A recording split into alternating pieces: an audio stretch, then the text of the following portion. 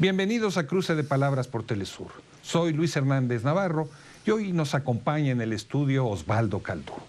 Osvaldo nació en Argentina, tuvo que exilarse muy joven después de pasar varios años por la cárcel, fue militante de las Juventudes Guevaristas, del PRT-ERP argentino, herrero, restaurantero, cocinero, promotor cultural y un gran contador de historias. Osvaldo, muchas gracias por estar en este Cruce de Palabras con nosotros. Gracias a ustedes. Osvaldo, tú naces en Luján. Yo nazco en Buenos Aires. En Buenos Aires. Pero vivo en Luján, que es una ciudad que está a 50 kilómetros de Buenos Aires, y es muy conocida porque es el centro religioso prácticamente de Sudamérica. Es como si fuera la Guadalupe en México, la Virgen de Luján. Tenemos una basílica de 100 y tantos metros de altura, entonces es un lugar muy conocido por la religión y ultraconservador. ¿Y cómo en esa cueva de la ultraderecha te formaste como rojo? Bueno, yo me formé como rojo. Mis padres y mi madre, los dos son refugiados republicanos. O sea, se conocieron en Argentina, pero mi padre fue oficial en la República, mi madre estuvo presa, es vasca, estuvo presa en el País Vasco, o militarizada, fabricando ropa uniformes para la guerra. Entonces, pues, mi madre para dormir me cantaba las canciones contra Franco, cuando era bebé. El ejército del Ebro. Sí, el ejército del Ebro y todas las demás. Entonces eran mis canciones de cuna y yo creo que algo fue pegando. Pero ¿cómo comienzas entonces tú a participar políticamente en la Argentina de aquellos años? Bueno, un amigo que conocía me llevó a la casa de un poeta de Luján, Dardo Ronsoro, a los 13 años. A los 13 años. 13 años más o menos. Dardo era también, además de poeta, herrero. Herrero, es con el que aprendí el oficio. Un extraordinario herrero de forja, pero un extraordinario poeta. Y era un personaje que a todo el mundo que lo conocía lo atrapaba, porque vivía en una sencillez franciscana, predicaba el comunismo, pero comía nueces y miel. La ropa la compraba usada a los sastres, la que se les quedaba, los trajes, ¿no? En su casa no había llave, se podía entrar y salir. Y en la casa de Dardo pues, no se veían las paredes de libros, estaban todos los libros del mundo. Militante del Partido Socialista. Él empezó como socialista, ya estuvo como socialista y como a los 16 años ya había ganado premios de poesía y todo, y era una persona que tiene segundo grado de primaria, pero autodidacta, ¿no? Se formó y se convirtió en un referente para muchos jóvenes, y ahí nos juntamos en su casa 15 o 20, y cuando el país cambia, porque vienen los 70 y se abren las puertas de las cárceles de la dictadura de Onganía en el 73, y eso, Argentina es un hervidero de proyectos, parecía que la revolución estaba a la vuelta de la esquina y todos queríamos participar en esa revolución, por lo menos la gente que tenía una identificación con el socialismo. Y donde aprendíamos y donde nos forjamos mucho fue en Casa de Dardo, porque llegaba y estaban... ¿Y eran tertulias, eran círculos de estudio? No. Era... Nomás ir a la tarde a conversar en Casa de Dardo, por ahí teníamos un mimeógrafo para hacer volantes, o sea, Dardo era un señor ya de 60 y tantos años cuando nos secuestraron, y nosotros teníamos 18, 19, 20, 25, pero salíamos a volantear y Dardo hacía las contenciones. ¿Tú has contado cómo él, en su trabajo de herrero, por el que tú aprendiste, sí, según nos cuentas, él prácticamente no cobraba? No, porque Dardo vivía... No se aprovechaba. No, que se va a aprovechar si regalaba casi todo. O sea, él trataba de trabajaba 4 horas a la mañana y a la tarde escribía toda la tarde y llegaba gente, llegaban amigos y llegaban artistas, poetas, cineastas. Que se fumaban los cigarros de su mujer. Nosotros los chavos siempre no teníamos para cigarros. Nos fumamos los cigarrillos de Nelly, pero... La casa siempre llegaba gente de todos lados y muy interesante. Ahora, yo trabajé con Dardo muchos años y en la mañana también llegaba gente al taller, entonces estábamos forjando, tomando mate, pero era muy amena las pláticas, pues se hablaba de todo lo que nos interesaba. Te estoy hablando de un momento que acababa de morir Guevara. 1967. Sí, claro, en los 70, en los 60 y tantos ya nos reuníamos ahí y teníamos la influencia de la Revolución Cubana. Estábamos en un momento donde Argentina además se abren las puertas de las cárceles en el 73, cuando llega Cámpora, y un aluvión de jóvenes se van a organizaciones políticas. Entre ellos Osvaldo Caldú. También, sí, claro. ¿Y tu hermano José Luis? José Luis, mi hermano José Luis, que era mucho más chico, pero también de los 10, 12 años empezó a ir con dardo y bueno, hasta que lo mataron en la tablada. Ahora nos platicas de la tablada. Pero a ti, ¿cuándo tú comienzas a participar en actividades políticas, pero comienzas a sufrir también la represión muy joven? Sí, bueno, en esa época lo que hacíamos en la Casa de Dardo se organizaban las volanteadas, las pintas, toda la actividad, ¿no? Pero se hizo contacto con las organizaciones armadas. Y Dardo era un impulsor de la revolución social armada. Entonces, los jóvenes iban, algunos, la mayoría fueron a la Juventud Guevarista, que era la rama joven del PRT, otros se fueron a Montoneros, a otras organizaciones, pero fue un semillero ahí. Y sí, la represión, en el año 71 me fui a Chile. ¿Exilado? No, a participar. A ver el experimento. Sí, estuve trabajando en la seguridad del presidente Salvador Allende. Sí, en la calle Las Condes, ahí tenía la casa con un jefe de seguridad que era Arturo Hoffman, que murió acá en México. Ajá, y tú trabajabas ahí con ellos. Y me fui a Chile un año. Y de regreso, pues ya me detuvieron en frontera, pasé un simulacro de fusilamiento ahí en las cuevas. O sea, sí, alrededor. Amenazaron con que te iban a fusilar. Tiraron balazos así. Sí, yo venía de Chile caminando. Una experiencia tonificante, me imagino. Venía de Chile caminando porque estaba la frontera cerrada por nieve. Y en 2 días llegué arriba, a las cuevas. Y la policía del otro lado estaba aburrida porque llevaba 15 días con la frontera cerrada por la nieve. Entonces nos revisaron, encontraron algunas cosas comprometedoras. Entonces nos llevaron ahí en cueros a la nieve, a un muro y tac, tac, tac, tac. Pero cuando ves que no te pega la primera, sabes que ya no te están tirando a matar. Y esa fue entonces tu primera experiencia. Sí, represiva. después en Luján fui detenido 2 o 3 veces. Después fui detenido alguna vez en Paraná. Me agarraron transportando material del ERP. Pero todavía la legislación no era tan dura sobre estas actividades. Entonces estaba 3, 4 días preso y salía. Me pasó eso 2 o 3 veces. Ya la última me detienen en Luján y mi abogado, se llama Raúl Castro, me dice: te saqué con un habeas corpus, pero pélate de acá porque... Y al día siguiente al abogado le volaron la casa. Le metí una bomba. Ya empieza a operar en Luján los grupos parapoliciales. Y entonces yo viajo hasta la frontera de Brasil y me detienen en un hotel en Concordia. Cruzando la frontera. Sí, pero había tenido esas caíditas chicas y ya en esta caída ya empiezo a deambular de una cárcel a otra. Concepción del Uruguay, la prisión de Gualeguaychú y termino en lo peor que era Coronda, ¿no? Coronda, donde tenían una organización ejemplar los presos. Sí, en Coronda se hizo un proyecto de exterminio físico y mental de la gente. El lema era: de aquí se sale con los pies para adelante, o loco. Entonces, a diferencia de otras cárceles que no manejaban servicios penitenciarios, Coronda era operada por la Gendarmería. Al frente siempre estaba un comandante de Gendarmería. Y éramos 3 pabellones, y el 1, el 3 y el 5, y eran distintos grados de represión según el nivel. A mí me tocó estar en el 5, que se decía de los irrecuperables. O sea, ya... Entonces decían que de ahí no nadie no podía salir de vivo. Pero lo extraordinario fue que no pasó en otras cárceles, porque en las cárceles donde la gente tiene un poco de comunicación y así, sigue funcionando los partidos y las organizaciones, pero entre organización. Y en Coronda el aislamiento era total. Llegábamos a estar meses sin salir de la celda, porque había un montón de técnicas para que no saliéramos. Silbar, cantar, sentarse era delito. Literalmente. Te aplican días de sanción, no puedes salir. Entonces no hay recreo. De 100 personas salen 5, 7. Y a veces te hacen caminar a 2 metros de distancia uno de otro mirando al piso. O sea, es como un campo nazi.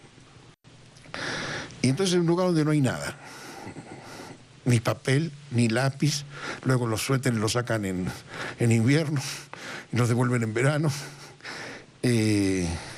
Duchas de agua fría a las 5 de la mañana en pleno invierno, todos formados en el patio. Entonces, en ese régimen de tanto aislamiento, se logró una cosa que no se logró en ninguna cárcel, que es que las 3 organizaciones más importantes tuvieron una sola dirección. O sea, el PRT, Montoneros y Poder Obrero. Y se llamó La Tripa, porque las decisiones se tomaban entre 3. Entonces la Tripa resolvía las estrategias que había que tener para el periodo y analizaba la situación y organizaba, por ejemplo, todos estudiábamos 6 horas por día, que eran controladas. ¿Cómo estudiábamos? Una técnica era abrir las ventanas. Bueno, el secreto de todo lo que se hizo en Coronda empieza con el periscopio. Con el periscopio. El periscopio, porque la guardia está permanente recorriendo los pabellones y una mirilla que tiene la puerta, por ahí te están revisando que no estés haciendo... Está todo prohibido. Una gota de agua en el piso es castigo. Y entonces se desarrolló con miga de pan y saliva y un poquito de ceniza, porque teníamos a veces cerillos y tabaco, que se cortaban en 4 con la hoja de afeitar para sacar 4 cerillos. Se hace una barrita negra con saliva y un poco de papel quemado o así, y en la punta le ponemos un pedacito de vidrio como de medio centímetro cuadrado o un poquito más. Se lo inclina en un ángulo y las puertas abajo tienen 10 hoyos para que respiren, como de 3/4 pulgada. Entonces por ahí se saca esta barrita y se espejea el pasillo. Entonces miramos para un lado, no hay nadie, se pasa una señal de Morse a la pared de al lado y el otro saca para el otro lado. Cuando tenemos controlado el pasillo, se golpea el piso para que hagan lo mismo abajo en la misma estructura de celdas, y llega un momento que los 3 pisos tienen gente vigilando con espejos. Y ahí empieza un murmullo y un ruidero porque se hace deporte que está prohibido, se dan clases. Por ejemplo, se abría la ventana y lo que yo no aprendí en la escuela lo aprendí en Coronda, porque podían agarrar un hecho histórico y pasarse 3 meses discutiendo las corrientes económicas en la Revolución de Mayo. O sea, saliste ahí con grado académico y todo. Digo, intelectualizado a reja, como decíamos allá, pero yo vi compañeros que llegaron analfabetos, aprendieron a escribir en un pan de jabón con una pajita, porque no había papel ni lápiz, y después hablaban de... Los escuché dar clases de filosofía con conceptos en jonio antiguo. ¿Te parece, Osvaldo, si vamos a una pequeña pausa? Y a ustedes, amigas, amigos, los invitamos a que continúen con nosotros. Volvemos en muy breves instantes.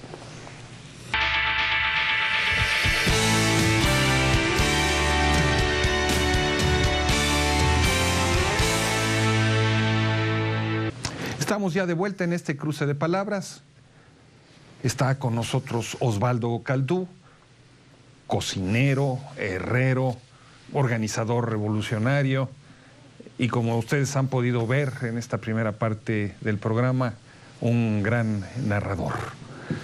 Osvaldo, una historia tan grande, nos decías que hace falta toda una vida para contarla. Sí. Mientras tú estás dentro de prisión, ¿qué sucede con el resto de tus compañeros? Bueno, yo estoy en este momento acá por una especie de azar macabro, porque era el más viejo del grupo que se reunía en la casa de Dardo, y tenía yo 22 años, que era el más viejo. Los demás tenían 18 y 19. A mí me detienen en el 75, ya voy a las cárceles, y a los jóvenes de la Juventud Guevarista, promedio de 18 años, se siguen reuniendo, siguen trabajando, y surge en Luján el comando Bruno Genta de Libertadores de América, que era un brazo de exterminio operado desde el cuartel de Mercedes, que está ahí a 30 kilómetros, que por cierto es de donde salió Videla.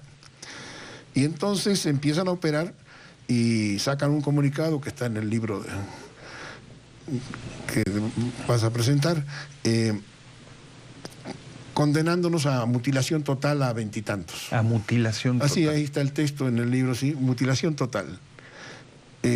Puros jovencitos, entre esos estaba yo, estaba mi hermano, y bueno, cumplieron eficientemente, vivimos 2 de todo el grupo, creo. 2. De como de 25, 24 que condenaron, vivimos 2 o 3. O sea que... ¿Y tú te salvaste porque estabas en la cárcel? Me iban a buscar a mi casa, y le golpeaban a mi madre, la encapuchaban, para que dijera dónde estaba, pero no había computadoras, entonces yo estaba en una cárcel a 500 kilómetros y no se coordinaban, porque además estos grupos eran parapoliciales, era todo ejército, ¿no?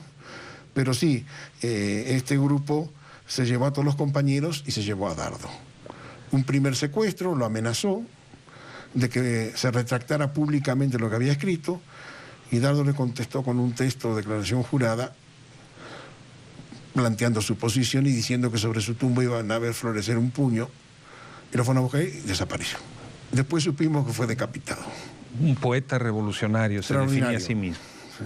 Tú dices, sobre su tumba saldrá florecer un puño. Eso lo dice Dardo en su declaración. Y años después, Osvaldo, tú forjas una escultura donde en homenaje a Dardo, donde precisamente sale el puño de la piedra, sí. ¿Cómo es esa historia de la escultura? Yo seguí trabajando, yo tengo un restaurante, pero sigo trabajando de herrero porque es mi hobby. Además los martillazos me recuerdan mi taller con Dardo. Entonces es muy grato estar pegándole con el martillo al yunque. Ahora ando un poco enfermo y no lo puedo hacer. Pero me fui. Estábamos con el asunto de cómo es que tú emprendes el proyecto de hacer la escultura de Dardo. Hace muchos años publiqué en México el viernes 25, lo mandé para Argentina, una recopilación de los poemas de Dardo que me mandó su mujer. Pasaron años y acabo de hacer otro que se llama Viernes 25, otros relatos. Y donde puse todas las historias, cuento esta historia, están las cartas de Nelly, la mujer de Dardo, desgarradoras cartas de cómo buscó a su compañero toda la vida, ¿no? Y como se me ocurrió, digo, ¿cómo hago para hacer un homenaje a mis amigos? Y yo tenía la intención de poner una biblioteca en Luján, pero no se pudo. Entonces... ¿Era demasiado subversivo? No.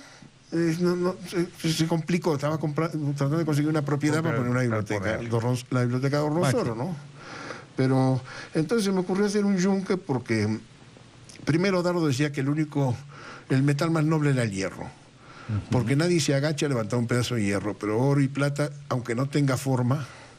Entonces Dardo decía, lo que vale el hierro no es el metal, sino la mano del hombre que lo trabaja. Mira. ¿No? Entonces tenía que ser... tenía que representar también ese puño que dijo él que iba a seguir, ¿no? Me iba a florecer sobre su tumba. Entonces hicimos un puño con una mano y una pluma en la mano, ¿no?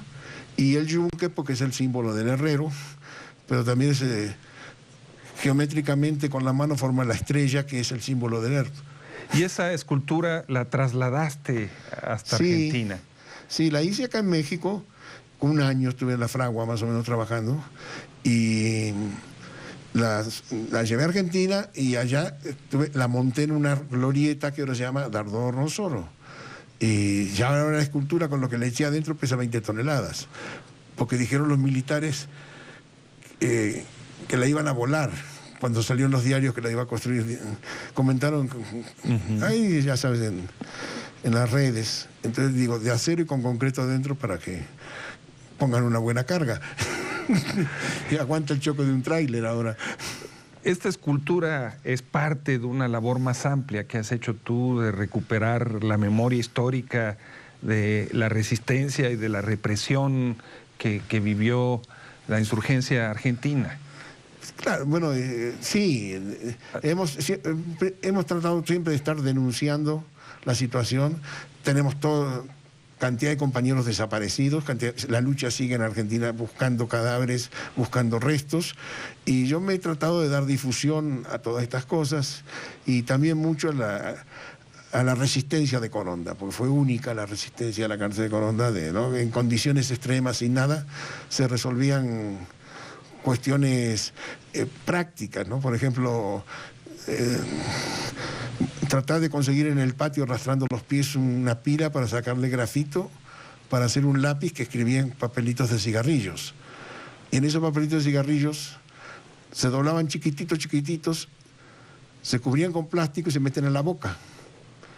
Y lo traes siempre en la boca. Y si el guardia te hace abrir la boca, te lo tragas. Después lo buscas y te lo vuelves a meter en la boca. Sí, eso se llamaban caramelos. Bueno, ahí tenías materialismo dialéctico, materialismo histórico, historia de las revoluciones, en papelitos de cigarros. ¿Cómo es que tú sales de la cárcel, Osvaldo? Salgo porque en un momento que estaba muy denunciada ya la represión de los militares y en el mundo había escándalo por desaparecidos, ahí España pide a los presos políticos españoles. Y yo no soy preso político español, pero mi madre y mi padre son españoles, gestionaron ante la embajada y utilizaron una figura que está en la Constitución. Nosotros éramos PEN, presos a disposición del Poder Ejecutivo Nacional. Primero yo llegué con causa, pero la causa la pude lograr sobreser y entonces quedé preso a disposición del Ejecutivo. Y así éramos miles, éramos 30.000 en el país, o 10.000, o 20.000, no sé. Y hasta que no firmara el presidente de vuelta no salías. No tienes tiempo, no tienes... Según la Constitución, a los 60 y tantos días tendrías que haberte ido al exilio, pero como había dictadura, no había forma. Entonces no había forma. Pero en una de esas, en un pequeño afloje de eso, por la presión de Cruz Roja Internacional, Naciones Unidas, salió un pequeño grupo que reclamó el rey de España. O sea que no soy monárquico. Sí, yo como el capitán Azueta diría, si mi libertad depende de que me saque el rey, prefiero que seguir preso. Pero saliste libre finalmente. Sí, salí a España, esposado al avión, obviamente, ¿no? De 67 kilos, con la mitad de lo que tengo ahora. Y en España éramos miles de refugiados. Entonces empezamos a trabajar vendiendo artesanías en la calle, bicicletas, y bueno, empezamos a sobrevivir y seguíamos organizados en la resistencia y en algunos planes de retorno que no se concretaron, pero planes de retorno a Argentina que se conspiraba desde España y desde Italia. Y del grupo nuestro, un grupo se fue a Nicaragua y participó en la revolución sandinista. Sí, ahí se fue mi hermano, estuvieron luchando contra la Contra, y del grupo nuestro es el que ejecutó a Somoza también en Paraguay, que son paisanitos. En Paraguay. Sí, la operación que se llamó Operación Reptil. Sí, la dirigió Gorriarán Merlo, fue detenido en México hace unos años. Y tú tienes un mural en tu restaurante donde aparece, entre otros, muchos personajes, ¿no? Sí, Gorriarán fue uno de los que siguieron luchando. Como no había posibilidades de desarrollo en Argentina porque estaba destrozada la estructura, entonces fue a Nicaragua y con un grupo, ahí fue mi hermano, y después son el grupo que atacó el cuartel de La Tablada, donde ahí sí tuvimos 20 y tantos muertos y un grupo de como de 20 y tantos presos que tuvieron 14 años hasta una amnistía. Esto ya pasó con Alfonsín. O sea, en época de Alfonsín había regresado la democracia, pero una democracia muy acotada porque el ejército presionaba mucho, pues hicieron los juicios contra la Junta, los juicios contra la militar y pedían ser amnistiados y a cada rato se les levantaban a Alfonsín. Semana Santa, Montecaseros, entonces golpistas, los cara pintada. Y entonces un grupo de ex compañeros de varias organizaciones con el Gorriarán a la cabeza, en un cuartel que estaba en apresto de combate, así, se decidió entrar a pararlos. Y ahí hubo como 48 muertos, porque el ejército bombardeó con napalm. ¿Y tú te echaste sobre los hombros la misión de mantener viva la memoria de toda aquella lucha? Creo los que tuvimos el azar de salvarnos, tenemos que contar la historia, porque es la historia de los compañeros que dieron la vida y no la pueden contar, ¿no? Yo pedí a mi hermano en La Tablada, murió en el ataque. Pero bueno, llegó a México de 14 años, muy jovencito, 15 creo. No, de 18 años llegó y se regresó porque sabía que tenía que seguir aportando. Y llegó hecho un niño acá y después se fue a Nicaragua y de Nicaragua a Argentina y bueno, ahí murió. Ahí falleció. Sí. Ahí murió en el ataque. Salió mal la acción, se complicó y entonces el ejército lo que hizo fue no aceptar rendición y bombardeó hasta con napal. O sea, los muertos del ejército, la mayoría los mató el ejército. Osvaldo, al ver toda esta historia que tú cuentas y compararla con la situación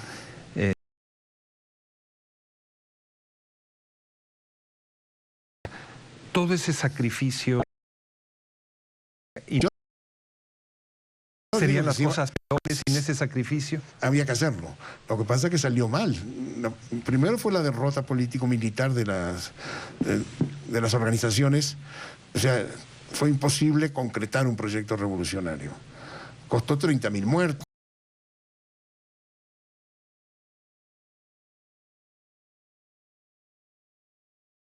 Después evolucionó hasta... Argentina era un país que del peronismo tenía una legislación laboral muy progresista, una legislación social, todo se eliminó. Ahora acaban de recortar las jubilaciones y las pensiones, subieron la edad jubilatoria a 70 años.